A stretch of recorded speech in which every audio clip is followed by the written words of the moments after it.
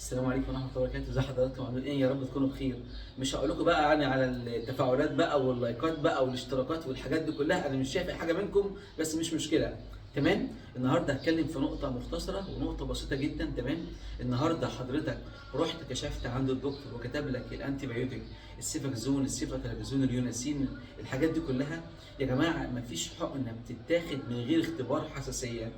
ومفيش حاجه اسمها اخد الحقنه وعملت اختبار حساسيه اول مره مفيش حساسيه خلاص بقى يبقى تاني يوم وتالت يوم واخلص الجرعه للاخر من غير ما اعمل اختبار حساسيه.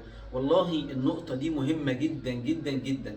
لازم في كل مره اختبار حساسيه يا جماعه. لازم في كل مره اختبار حساسيه. اقسم بالله في اطفال، والاطفال بالذات يعني كبار السن ممكن تبقى يعني ظروفهم احسن شويه وممكن يتلحقوا. تمام؟ لكن الاطفال للاسف في اطفال كتير جدا بتضاي ما بتتلحقش.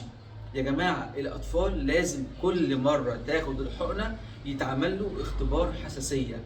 لازم كل مره تاخد فيها الحقنه يتعمل له اختبار حساسيه. مش شرط تبقى حقن معينه او شركات معينه، اي انتي بايوتيك بيتاخد لازم يتعمل له اختبار حساسيه في كل مره. اتمنى اللي يشوف الفيديو الصغير ده يشيره على اوسع نطاق، لان والله بتبقى معلومه بسيطه جدا بتفيد ناس كتير جدا. ممكن يبقى اهلي او اهلك او اي حد في البيت ما يعرفش المعلومه دي، او ممكن يبقى عارف ان المعلومه ديت بيعمل اختبار اول مره وتاني مره ما عادش بيعمل وتالت مره وخلاص على كده. وممكن لما يقع في المصيبه الكبيره جدا للاسف ما بيتلحقش. فيا ريت اي حد يشوف الفيديو يعني يشيره على قد ما يقدر. السلام عليكم ورحمه الله وبركاته.